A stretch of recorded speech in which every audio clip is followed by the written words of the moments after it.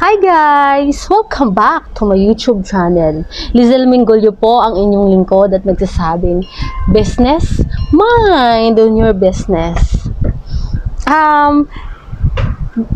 Ginawa ko ang video na ito to practice my, speaking kasi, may brace kasi ako parang kasi bago pa kasi kaya parang ang hirap magsalita. So ipa-practice ko lang siya. Ipa-practice ko lang yung aking speech. Kumbaga mag-speech ako, feeling speaker again. So ipa-practice ko lang yung aking pronunciation. Medyo masakit kasi yung brace nga na nakalagay sa aking ipin. So my topic is about the photographic non-signification.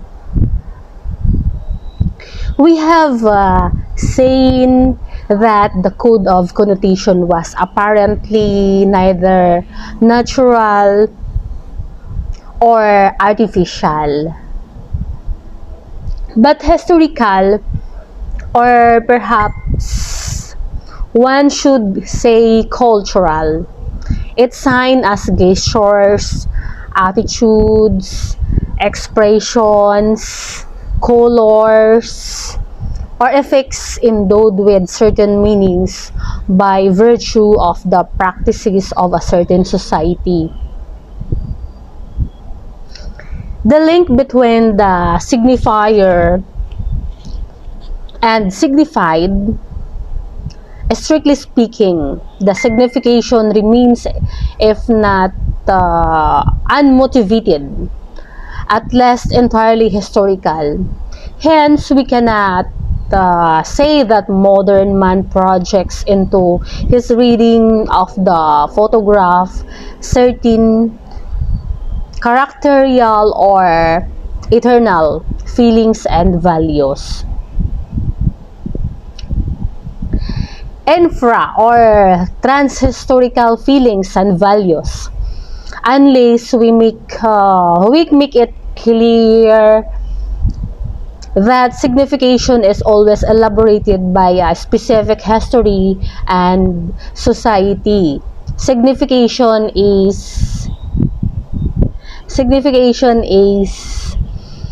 in short the dialectical movement which resolves the contradiction between cultural man and natural man. Thanks to its code of connotation, the reading of the photograph is therefore always historical. It depends on the reader's knowledge. Just if this were a matter of the real language, intelligible only if one has learned its signs. All things are considered the photographic language. You know that, guys. Does in fact suggest certain geographic languages in which analogical units and signalectic units are mixed, with the difference that the ideogram is experienced as a sign, while the photographic copy passes for the pure and simple denotation of reality. To recognize the connotation would therefore be to isolate, to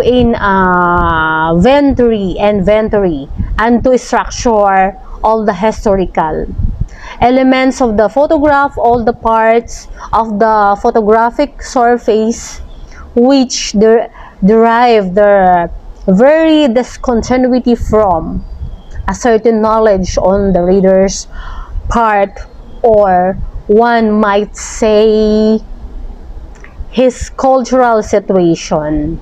Now this is a task which may take us very far indeed.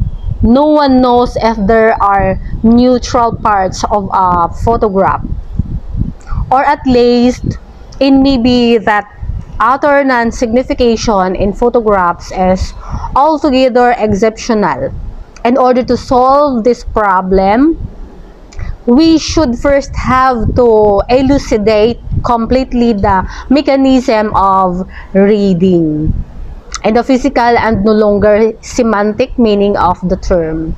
Or one might say of perceiving the photograph. Now, in this point, we do not know how do we read a photograph? What do we perceive? In what order? According to what itinerary? What is it, in fact, to perceive? If, according to a certain hypothesis of Bronner and Piaget, there is no perception without immediate recategorization, the photograph is verbalized at the very moment it is perceived, or better still, it is perceived only when verbalized or verbalization is delayed. There is a disorder of perception, interrogation, anxiety of the subject, traumatism, according to the Cohen set by hypothesis apropos of filmic perception. In this perspective, the image immediately apprehended by an interior meta-language, which is language itself actually has no denoted state. It exists socially only when immersed in at least a primary connotation, that is the categories of language. And we know that all language accommodates itself to things that is connotes reality.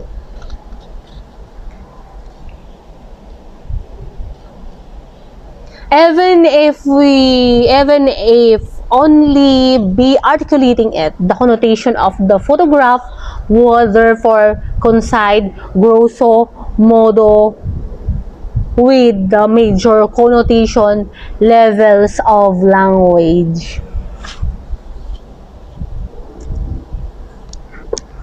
Okay, that's all for today, guys.